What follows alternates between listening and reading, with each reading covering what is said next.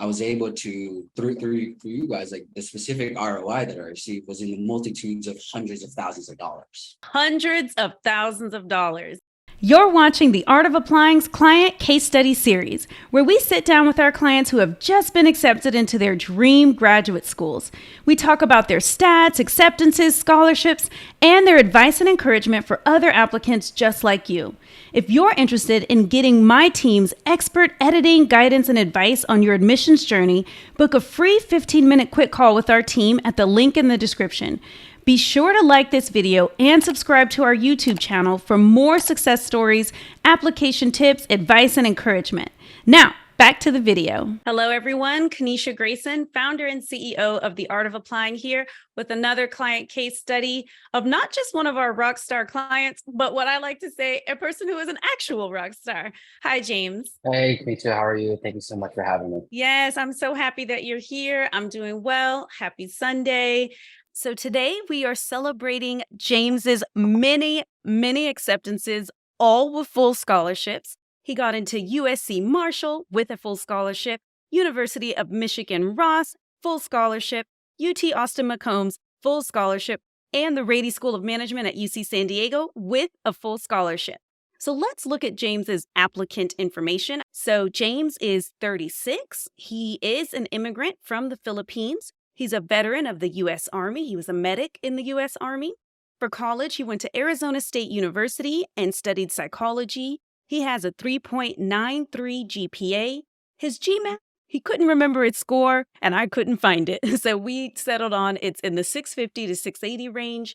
But he also got GMAT waivers for USC, Michigan, and UT Austin. His work experience, as I mentioned before, Army medic, but he also did revenue generation for the band Arizona, thus the rock star status, recruiter at Google, and then strategy and operations program manager at Google. And talk to me about what the application process was like before you started working with The Art of Applying, because you were already starting to get some traction and results. So what was difficult? What wasn't working? Sure. So prior to joining forces with you and your team, I really didn't know where to begin. I knew that I had a limited amount of time. And so for context, I decided that I was going to apply for an MBA program in, I want to say like early February. And I was trying to get all of my applications in before round 3, which I think was like sometime in March. So truncated, very condensed time frame. And I didn't really know how to properly use that truncated time wisely to maximize not only the return of these applications, but also then to go through the process of what to expect in an interview setting, and what are some of the levers that I can pull such that I don't have to pay for school and I can get that free tuition. And so those were the unknowns that I was kind of going into.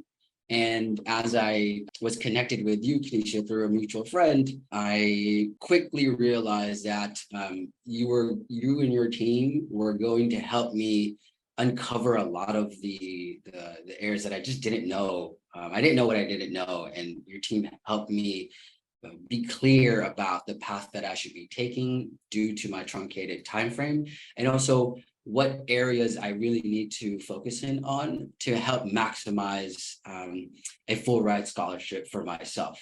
And in particular, I think that the most powerful thing that I learned from my time with The Art of Applying was that, much like in regular business setting where you can negotiate your salaries, I didn't know that you could actually negotiate your scholarship. Yeah. And so that was a really powerful tool for me because I didn't receive a full ride scholarship in an initial offer. And so I was able to, through you guys, like the specific ROI that I received was in the multitudes of hundreds of thousands of dollars. Hundreds of thousands of dollars. And I love hearing that from you, especially as the chief revenue officer for Arizona. Like you're a numbers person, right? You're an invest in yourself for a desired but not guaranteed return. I would love to just hear you maybe talk to that person, maybe that person who's watching this, like that is first generation American or is an immigrant who maybe grew up like in a very like we do things ourselves, home or culture about this idea of investing in yourself, especially because you were already getting acceptances when you reached out to work with us. So you can even just speak directly to the person about that idea of like, why should I pay thousands of dollars to do something that maybe I can do myself? Yeah, sure thing. I think it goes back to, our parents. My father sacrificed a lot to, as did my mother, sacrificed a ton to leave the comforts of their home country. In my particular case, it's the Philippines. My father was an aeronautical engineer, and he sacrificed all of that and the comforts of our home. We weren't poor by any stretch of the imagination in the Philippines, but we weren't, uberly rich either. We were, I'd say, comparatively like middle to upper class in the Philippines. He traded all of that for this dream, this American dream that he could potentially give to his children. And his first job as in the United States was a gas station attendant. And so as I reflect back on any of the investments that I want to make in myself, I just think about the sacrifices that my father made and really ground myself in what he did, and knowing that he left the comforts of home for this huge dream, this opportunity, knowing that like he's just going to have to humble himself and take those risks. And so as you think about working with the art of applying, I urge you to look back to your parents and realize that they too had to take risks. While the risks themselves may not guarantee the return that we all would want, they did it anyway, knowing that even if they got halfway to what they thought their real thing was, it was still going to be better than doing it by themselves, or just better than whatever their situation was, what they were leaving behind. In my particular case, I knew that even if after working with the art of applying, I was only going to get maybe half a scholarship or something like that. That was much better than not knowing the possibility, or not knowing that I could get more than what I probably would have done myself. And so I think it goes back to the reason why we probably all go to business school, is that you want to take those risks. And yes, it is important to realize that there is some tolerance that we have to take. But in the same token, like if we forego the investment in ourselves, we're leaving we could potentially leave a lot of stuff on the table. And in my particular case, I don't think I would have received, the hundreds of thousands of dollars, like literally hundreds of thousands of dollars. I go to USC right now, and my tuition, you could look it up, it's like $70,000 to $80,000 a year. Like I honestly don't think I could have parlayed my investment in the art of applying into hundreds of thousands of dollars. And I won't give specific numbers, but I will tell you it's in the multitudes of 10 plus X returns for myself. Oh, beautiful. I'm ready to come to your TED Talk. That was amazing. That was really beautiful, James. Very compelling. Very compelling. And I'm just so happy that you're sharing your story. I just have some very specific questions for you that I just am intuiting that people in the audience will want to know. For my Filipino folks, they want to know where in the Philippines your family is from. What did your dad do in the Philippines? What are your parents up to now? I can just feel that that's something people want to know. Sure. My family is from the province of Bataan. For the history buffs out there, or if you've ever just wanted to learn about Philippine history, Bataan is the place where the Bataan Death March happened. And if in the American context, we learn about the Holocaust. Well, there was a very similar thing that happened in the Philippines in the form of the Bataan Death March, where Filipinos and American soldiers were forced to literally walk until they died through by their Japanese captors. And so my family is from that particular region, and I'm so happy that obviously like my grandparents were able to kind of survive that, so that I can be here today. My mother gave birth to me in her last year of school, so she didn't actually finish college. She eventually became to be a nurse, which is pretty typical of Filipino moms or Filipino women. But she eventually became a nurse in the United States. And my father graduated, he did graduate, and he was an aeronautical engineer, but he did not come to the United States first as an aeronautical engineer. Instead, his journey went from graduating to be an aeronautical engineer, a literal rocket scientist, into pumping someone's gas into their car as his first job in the United States. Now, he obviously hustled himself and get to the point where he become who he is today, an entrepreneur himself, and also worked his way up to the corporate ladder of really successful Fortune 500 companies. But that's who my parents were. That's where my family's from. And I think that is what I think about when I make decisions and take risks. Like, I look back to my grandparents who, they literally survived. They had to hustle, they had to hide, they had to do all those things so that they can continue to live their life, but they can also give birth to my parents and then to me. And I look back to my parents who sacrificed a ton just so that they can give their children this American dream that that I think most foreigners or most immigrants kind of aspire to have. And so, that's for all those Filipinos watching this, like, I don't think I'm any different from any of you all. And I think that we owe it to our ancestors and to the places that you call home to take a step function higher with the things that we want to do in our lives, so that our parents can look to us and be like, wow, like, who would have thought that our sacrifices ended up amassing to our kid doing X, Y, and Z thing. In my case, my parents are now able to say that never in their wildest dreams could their kid ever have worked for Google, could have graduated at Arizona State, could now be getting a full ride tuition at USC. Like, I am my parents' wildest dreams. You are, James. You really are. I love it. And that is so beautifully put.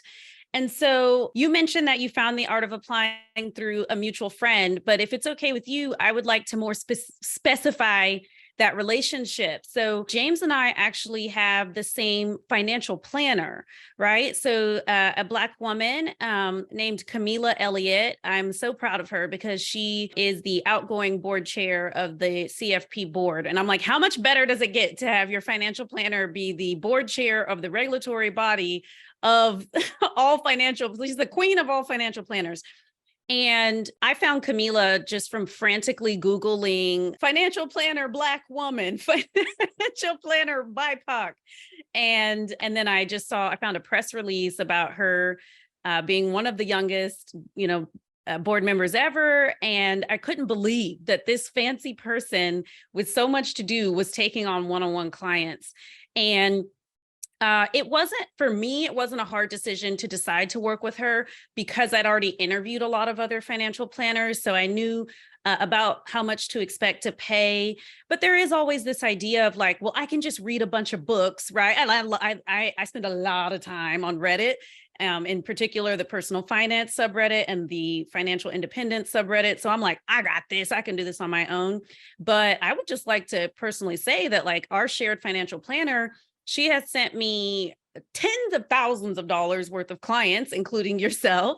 And then for those clients, we have helped them. We actually have 100% track record at this point for helping her clients that she sends to us get full rides, which is such an amazing, like, little stat to be able to share. She helped me negotiate my house offer down like $20K. She helped us apply and get a $20,000 PPP loan, and then also $200,000 in a different COVID loan. And so I'm just like, the amount I pay her feels like, to me, like $5 compared to the results that she's helped me get.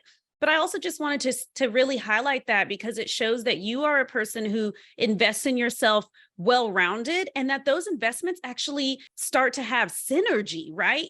Your financial planner has paid for herself by having you pay me. Now you don't got to pay for school. Now you have $200,000 extra to invest with her. You know what I mean? Like, that's really a nice ecosystem. So I just wanted to point that out, that like, and if she is still taking on clients, I'll put her information below the video.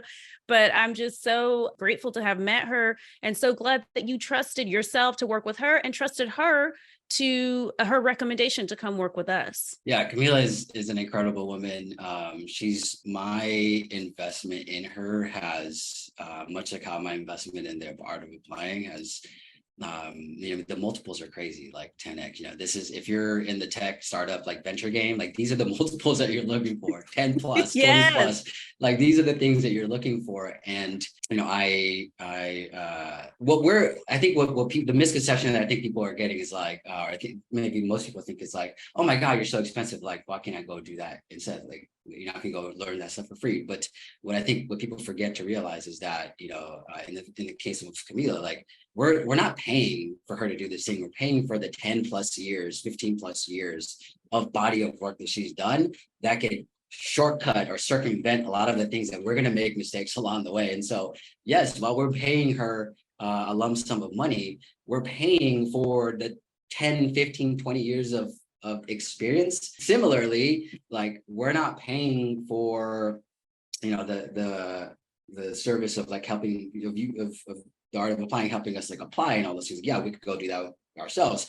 What we're paying for is the 20 plus years of experience that you've done this, plus the myriad of folks that are on your squad that have done this with thousands of different clients, so that we don't have to go through those same pitfalls, make those same mistakes, particularly in a cycle which is not that long. Like if you're applying right now, if you're watching this in 2023, you're already thinking about how do I start in the fall of 2024, and your first, and this we're recording in the summer of 23, your first round is like maybe 4 or 5 months away at this particular point. Yeah. So we're paying to take that 20 years of knowledge and experience, condensing it down to 2 to 3, maybe 4 months long, and ensuring that everything that we do is for the most part error-free, and we're maximizing every step of the way. Like that's the value that not only did Camila provide for me in terms of financial, just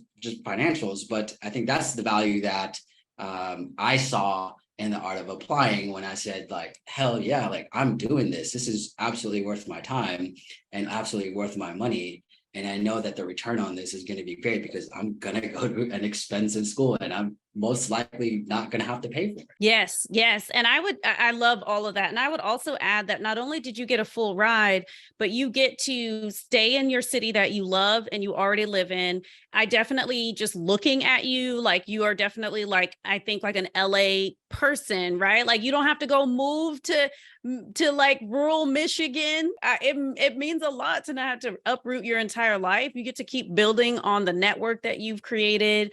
And then also just like, gosh, not just money you don't have to spend, but like the time and your timeline in life that won't be pushed back. I recently read, and I was so like appalled and intrigued that like the average age for first time home ownership for millennials, I think, is 36. And like, I didn't buy my first house until I was 37, I think. And like, I'm very happy with it. But to be honest, it's not like the world's, but it's like, it's a house in the suburbs of Austin. Like I'm still in Austin, but I'm like I'm on like the pinky toe of Austin.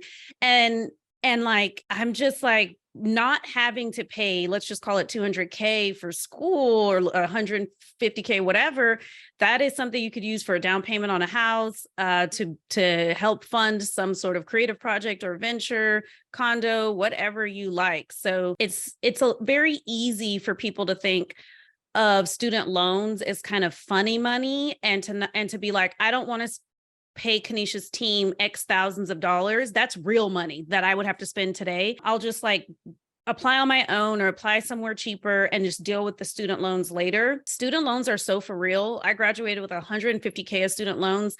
And because I'm a creative spirit and like untamed, I didn't really go the corporate route. And I did pay them off in 7 years, which is on the faster side of things. But like, I think it set me back probably a decade financially. And so I'm just so happy for you, because you're going to school at a much older, this is full time, right? At USC, much older age, but then you sort of overnight have just caught up financially to exactly where I was at your age anyway. So talk to us a little bit about that, about going to USC, going to full-time business school at an older age, what your thoughts were about it, what your thoughts are now, how you're feeling about it. Yeah, I think the average age at SC is, I think, like 28, 29, at least in my class. And that's generally true of USC. And I think probably most business schools in the United States. And so I'm about 8 years older than the average. I think for me, why now? Why like go at this particular time of my life? For a couple of reasons. Number one is I feel like I've had a lot of the successes that most MBAs wish they can get after their MBA. And so, for me, it wasn't about achieving the thing that most of my colleagues want to achieve in life. For me, it was, how do I elevate my career? And how do I kind of fast track my time so that I can get to that particular point at a lot quicker clip than maybe if I hadn't gone to this, or if I just did this the other way. And so my MBA goal is to build a team, start a company, and have funding already in the bag before walking the proverbial stage. And so the natural path for me at that point was, I could probably, go do a startup accelerator or whatever, but I didn't really have the network. And so as a 36-year-old guy that's been in tech for 10 plus years, plus a little bit of entertainment, this rockstar career, I knew that going and getting my MBA at this particular point in time was going to help unlock that catalyst that I needed in the form of a network, in a form of meeting like-minded people who are ready to take risks within their particular lives and make either an aggressive pivot from one industry to the next, or accelerate their career in the same particular industry. And so for me, that was the kind of the biggest factor or reason why I chose to leave the comforts of my industry career and what I've done today, so that I can not take like a gradual step up, but like I really wanted to ride, the proverbial rocket ships that I think most people who want to get into entrepreneurship startups want to take. Like, we all want to see that J curve. And this is my personal version of doing that. I knew that if I take this opportunity at my age with the things I wanted to do, with the things that I've already learned and applied in an MBA setting, that I was going to hit that inflection point, rocket ship upwards. I think my personal life also has helped me to get to this point where I can make the decision that it's time for me to do this thing. I don't have any children. I am not married. And so for me, it was my personal, I hate to say it like this, as if like, family and responsibilities are kind of things that are, pulling and dragging us down. But for lack of better words, like I didn't really have anything kind of pulling me. I didn't have anything like holding me back to be like, I got to keep working so I could continue to put food in mouths. Like I didn't have to do that. And so, as a 36-year-old guy, I made the personal decision of breaking free from the golden handcuffs that is real, by the way, if you go to a big tech company, to pursue this J curve that I wanted to get. And I knew that in order for me to hit this inflection point, I would need to get the business fundamentals down, but also really establish that network that I think USC provides. And I think most, in general, I think most business schools would provide. But like in my particular case, I knew that USC was going to give me that network of people that I can call teammates and people that can write really large checks. Good. I love it. Let's see. I've gone completely off script because I'm so engaged and enamored with your story that I'm just like asking you spontaneous questions. So now I'm just thinking, looking at my typical questions to see what some of the things I'd want to ask. I think, when you first signed up to work with us, James, we always ask you who are the first 4 people that you're going to tell that you got into school. So I'm actually going to pull up to see, I won't use people's names, but I'm just going to pull up who you said. And then what I want to hear about is really what happened when you told those people that you got in. Okay, we said mom, dad, brother, and cousin. So tell me what happened when you told mom, dad, brother, and cousin. I mean, you probably had a lot of news, so it may have been like a everyday thing. But what was it like telling mom, dad, brother, and cousin about getting into your schools? It was awesome. Like I have a sense of joy, pride for my mom, brother, and my dad as well are in the same group text. And so I would keep them updated on like, hey, I just applied. Hey, I got a call back and I'm doing an interview. And when those admittances started to roll in, I would take a screenshot of the email that says, hey, you've been admitted, put it in our group chat with my family, and also send a video saying that I got admitted. I'm so stoked, and sharing and telling them how grateful I was. Like, at least I'm a firm believer that it takes a community. Like the art of applying is part of that community, and my family was certainly a part of that community as well. And just kind of sharing them, telling them that, like, this is my win. Like, this isn't just my win, it's your win as well. And when the final admittance and all that stuff was happening, I was actually on tour with the band Arizona, my cousin's band. And so I got to share this information with everyone that I went on tour with. And so I went on tour with Quinn 92 for all those that are hip hop pop fans. Like, he knew about it. My band knew about it. The opener, Julia Wolf, like her and her team knew about this stuff. So it was awesome to share this with the people that I was literally on the road with for 2 months. And as a matter of fact, like, I remember one of the shows when I was like, I'm going to SC, this is it. I got my full ride, and kind of like sign, seal, deliver. We had a show in Los Angeles at the YouTube theater here.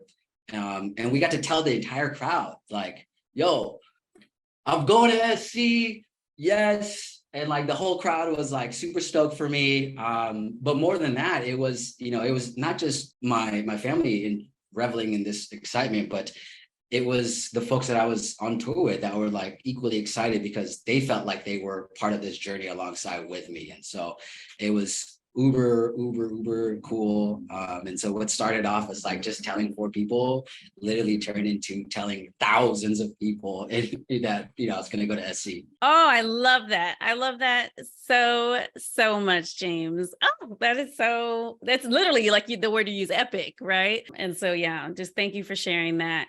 This has been absolutely amazing. My heart is just blossoming with gratitude that you trusted us with your dreams and your application process, that you took action on the advice that we gave you, that you have so generously shared your story today, and that you just shine your light so brightly, because it's really going to shine into the darkness of some people's self-doubt and worry and isolation, and realize like, oh my goodness, like I want to be like this guy, and I see something of myself in him. And so it's just been really, really wonderful to chat with you today about your journey. And I'm just so excited for you. And school starts tomorrow, so have such a wonderful time. Yeah, thank you so much. And I guess like if for those that have stuck around this entire time, or just kind of seeing like the little snippet of it, just do it. It's if you're on the fence and you resonate with my story, you don't have to be Filipino. Like if you're an immigrant and you have that immigrant story, if you were kind of at an inflection point in your life where you're like, I want to like up level and take this rocket ship. I think the constant theme that I would like everyone to know is that your time is your most valuable asset. Like you're not going to ever get that back. And so while the investment might feel like, oh, I don't know if I could do that. Know that you're investing in truncating the amount of time and mistakes that you're going to have, so that you can go and get those returns that if you're in the finance game, like 10, 15 X multipliers, like that's what you're paying for, to get those, the opportunity to get those returns and to minimize the mistakes along the way. My final kind of parting words would be just do it.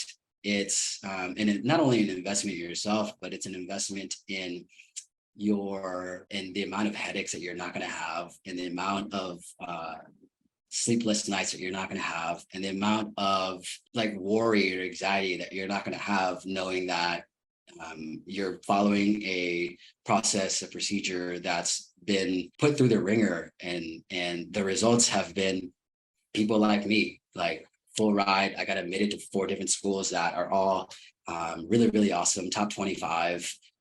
Like that's what you're getting with this. And so I urge you to just do it now. Don't hesitate and go for it. Like you will hopefully come back in about a year's time, or after you've gotten those graduate acceptances and scholarship letters and all that stuff, and look back at that decision and be like, yo, I can't believe it took me that much time to think about this. Like I should have just done it. You'll think your future selves will absolutely thank you. Bravo. Thank you, James. Thanks for watching. Are you ready to take your application process to the next level? The Art of Applying helps you get into the graduate school of your dreams and get money to pay for it. Book a free quick call from the link in the description to get started. And subscribe to our channel for more application tips and success stories.